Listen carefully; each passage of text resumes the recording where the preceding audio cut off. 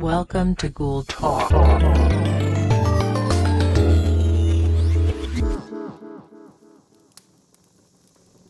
Hello everyone, my name is Chris A. and welcome to Ghoul Talk. Ghoul Talk is a place where we can debunk, demystify some politically loaded cliches, talking points, phrases, vocabulary, things like that. I'm not an expert, and that applies especially for this episode because we are going to get in pretty in-depth into some stuff that I've only learned about in the past couple weeks or so. So today we're going to be talking about NFTs. NFTs are non-fungible tokens. And what this means is that each NFT, each individual unit, cannot be broken down into component parts, and they do not have interchangeable value. An important part of NFTs is the non-fungibility, so they can't be broken down into smaller parts. This is in contrast to currency. Of course, you can break money down into smaller amounts of money, and certain commodities like gold or oil, where if you get a certain amount of gold, you can break that down into smaller amounts to use as currency. NFTs are not like this, where if you get one NFT, that is the NFT, and you can't break it down any further, and it may not be the same value as a different NFT.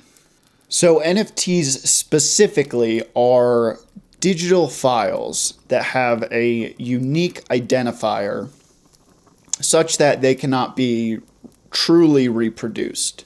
So the idea is that if I buy an NFT, it might be an image, it might be a piece of audio, but that file is unique to me. And that's different from how digital files normally work, because of course, if I sent you a JPEG or an MP3 file, you could make virtually infinite copies of it and send it to whoever you want. NFTs don't work that way because, again, you have that unique identifier. So the best analog I've heard to describe how NFTs work is like domain names. So something like Google.com is a domain name that Google owns. And that's worth a lot more than something like, say, Bing.com, which is owned by Microsoft. So they're still the same thing. They're still domain names, which are discrete products which can't be broken down into smaller parts. But they don't have the same value. So you can't trade a Google for a Bing, even though they're both domain names. That's not an equivalent trade. Similarly with NFTs, a certain piece of artwork might have a greater perceived value than a different piece of artwork, even though they're both individual NFTs. Another word you might hear is Cryptoart. So it's called this because the NFTs are, generally speaking, pieces of artwork, digital art, and they're traded using cryptocurrency. So the specific cryptocurrency used for NFTs currently are Ethereum. Of course, you've probably heard of Bitcoin, so it's the same kind of idea, decentralized, untraceable, totally digital currency. So what's the appeal of NFTs? The appeal is that they allegedly democratize art and art trading. And the way they do that is, instead of me having to find a seller of art, I can just upload my art to one of these platforms, and it can be sold directly to a buyer. Similarly to how, basically anyone can upload music to Spotify, anyone can upload their artwork to Instagram, and that has allowed for a greater democratization of those art spaces. What's different about NFTs is that we're adding a market into it. So I can list all my art as NFTs, but now they're being commodified. So now you can buy, instead of buying a copy of the album, you're buying this album and no one else can buy it. Which brings us to why NFTs are bad. And there's two main reasons. So the first is that this is an artificial scarcity. Generally speaking, when you create a digital art file, so let's say you create this beautiful painting and you export it as a PNG, and you send it to someone, they can infinitely reproduce that. They can make copies on their own machine. They can send it to other people. So generally speaking, digital files are reproducible. NFTs create value by taking away that aspect of digital media. And so the problem with this is this artificial scarcity has taken something that used to make art more accessible to people and is now making it less accessible. And the positive side could be that that allows more income for the artist. Unfortunately, that's not necessarily how it's all playing out. Because it is crypto-based, NFTs are kind of becoming a tradable stock. So instead of collecting art for the sake of art, you're collecting art because you think it'll grow in value and then you can sell it later on.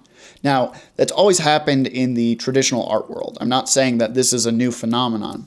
In the traditional art world, even though you had investors and traders and that kind of thing, you still had people who were collectors or galleries or curators who were still in it for the love of the art in a way that we're not seeing with NFTs. Because again, my belief is if you're in it for the love of the art, you make it as accessible as possible, which is the antithesis of what NFTs are doing. They're making it as inaccessible as possible.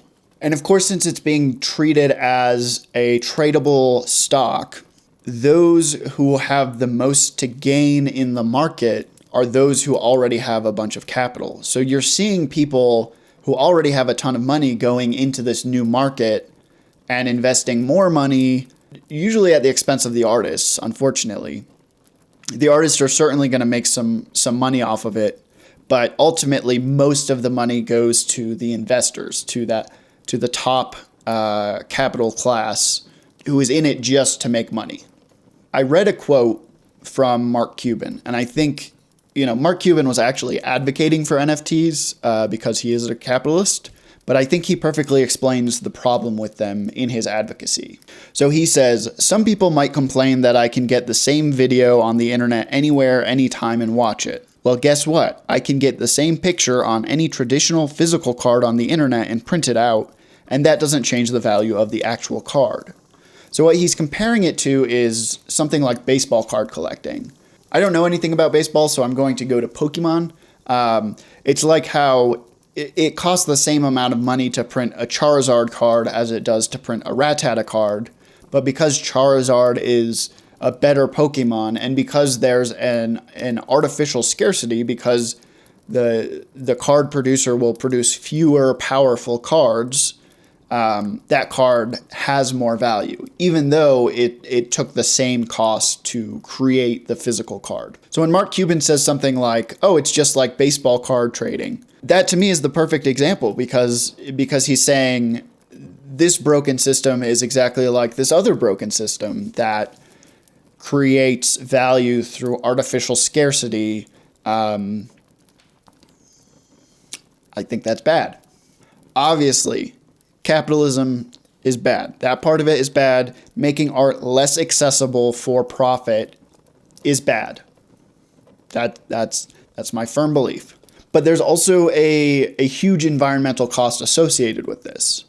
So I've seen a couple different estimates. The most conservative estimate I saw came from the Institute of Electrical and Electronics Engineers, and they determined that each Ethereum transaction, so Ethereum is the cryptocurrency for NFTs, each Ethereum transaction uses about as much electrical energy as the average US household in a day. So every time someone buys one of these pieces of art, they are consuming as much power as the average US household does every day. This source was from January of 2019. I found a more recent source from the Digiconomist. I'll put a link in the description to all the sources here. And the Digiconomist found that every Ethereum transaction consumes as much power as the average US household does every 2 days, so twice as much power.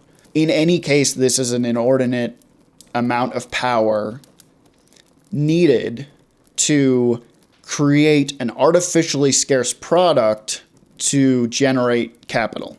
We're already experiencing a climate crisis. We are, I think the UN has us at like within 10 years away from irreversible damage.